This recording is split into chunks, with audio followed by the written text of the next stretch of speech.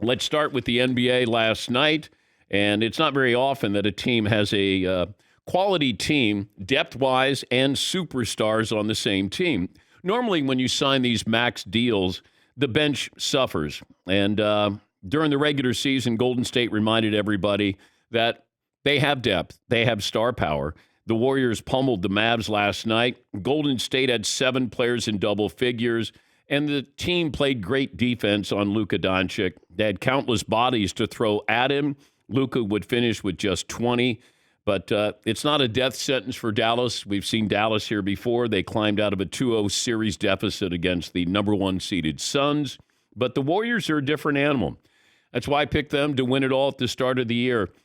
Klay Thompson coming back, Draymond Green healthy, still had Steph Curry, and you had a lot of depth, and you have the veteran leadership with Steve Kerr. If Dallas can't find an answer to slow down Golden State's second unit, then it puts even more weight on Luka's shoulders.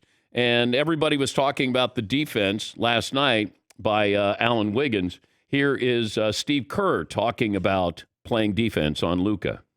I thought Wiggs was fantastic. Doncic is as difficult a cover as there is in this league. And we just asked Wiggs to try to hound him and, guard him as best as he could, stay in front and try to keep the pressure on him. And he did a fantastic job. Andrew Wiggins. I referred to Alan Wiggins of the San Diego Padres there. Here's Klay Thompson talking about Wiggins' defense on Luka. Andrew was incredible tonight. I can't say enough good things about him. He makes my job so much easier. I don't have to check the best player every night and again, especially for what I've been through. It's a nice change of pace, but he just doesn't seem to get tired, and his outside shot is also greatly improved, and he's just coming into his own. And then you had Luka being asked about that defense. Luka, what do you think about the job they did against you defensively, both Wiggins individually and then the different looks that they threw at you? A great job. That's it. That's all I got to say. They did a great job. There's nothing else to say. Played great defense, and this is the key. They have a lot of bodies. That's why when, I know Draymond Green is a decorated defensive player. I think he won the award 3 times. But when you say you're the greatest defensive player of all time and you don't even guard Luka in this series, I got some doubts about that. You're the greatest defensive player of all time. Hey, Andrew, can you guard Luka? I have a problem with that. You're not the greatest defensive player of all time. Are you in the conversation? Yeah, I guess. I mean, Akeem Olajuwon, to me, is the greatest defensive player in the modern era. Not even close. Akeem is the best. But you want to throw in some of these other players? Rodman was fascinating when he played for the Pistons. When he played for the Bulls, he wasn't as much of a defensive stomper. He was a guy who understand I could have funky hair colors, go out with Madonna, and, get 15 rebounds every single night. But he was a lockdown defender when he played for the Pistons. I was just surprised that Draymond Green guarded Luka twice last night. For the greatest defensive player of all time, he wasn't guarding him last night. Also, we're sort of getting reintroduced to the Golden State Warriors, and this is what you have to understand about our business. You want to talk about the teams that are going to get clicks. You want to play the hits. You want to have drama. We probably spent more collectively in this business talking about the Lakers and the Nets than every other team combined this past season. And we knew the Lakers weren't very good, but you're going to get clicks. People are going to go, wait, what are they saying about the Lakers? And then with Brooklyn, there was a lot of drama there. Spent a lot of time talking about them. That's why nobody talked about the Miami Heat. Miami Heat had the best record in the East the entire year. Well, there's no drama in Miami. Therefore, nobody's going to talk about them. So now you're getting all of these coming out party verbal bouquets for Jimmy Butler. Jimmy Butler, this is what they do. This is who they are. There's just nothing interesting there. Nobody talked about them. Eric Spoelstra, Tyler Hero, Duncan Robinson, Bam Adebayo, even without Kyle Lowry not playing. They just weren't interesting. They're good, not interesting. People in the business play the hits, and I understand that. But I think you got to be fair to the stories that are going to matter. Golden State. Okay, what do they have? Yeah, okay, we've seen Steph, and all right, Klay's coming back. But you're not talking about Otto Porter Jr. or Jordan Poole or Wiggins. You're just not. Steve Kerr, no drama there. And that's why now it feels like you're hearing the analysts go, hey, Golden State, they got a deep team. They've had a deep team the entire year. If you cared about Golden State.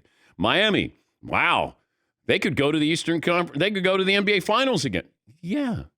So it shouldn't be a surprise what they're doing or how they're doing it. It's just people didn't want to focus on these other stories. They weren't interesting. And that's why they didn't talk about Miami. They didn't talk about Golden State.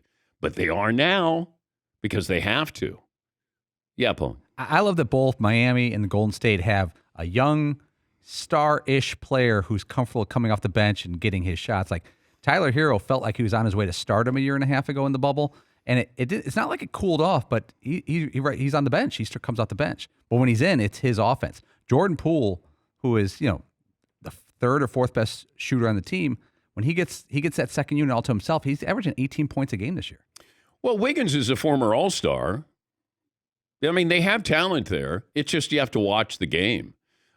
James Wiseman's been a disappointment, but you got Steve Kerr, who's been there before. I mean, this is an impressive Golden State team. Klay Thompson is not Klay Thompson of old. Didn't score until the second half.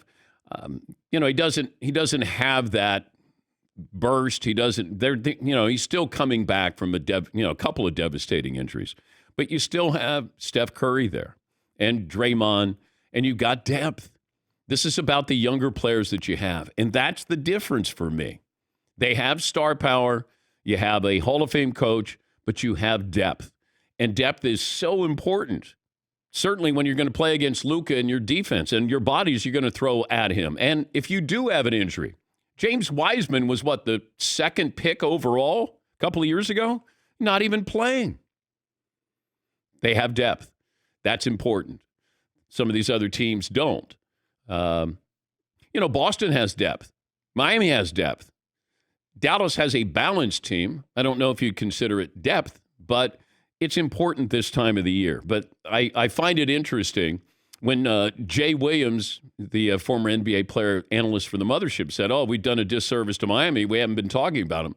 Your network hasn't, because nobody cared about the Miami Heat. They may not care about the Miami Heat, but they should, because they're in the Eastern Conference Finals and up 1-0. Game 2 coming up tonight. Marv? How impressive is it that the Warriors have been able to keep these three together for as long as they have? There's no way I thought this would go past, 4 years. Well, I think Draymond understands that he's going to the Hall of Fame because he's been with Golden State. He's stayed with Golden State. He's relevant. If he played for another team, if he was in Atlanta, Orlando, nobody would care. Houston, nobody would care. He's relevant there. Yes, Eden. Clay always seems to be the one most likely to leave. Yeah, but I think because of the injuries, he can't. Yeah. I thought the Lakers might try to get him a couple of years ago, but the injuries, so he's going to stay. Steph is staying. Steve Kerr still wanting to coach. I mean, this is a big deal because this was, without Kevin Durant, let's see if Steph Curry can carry a team again. Well, he's not carrying a team, but it is his team, and that would be really big for Steph Curry's legacy. If he won a title after Kevin Durant left,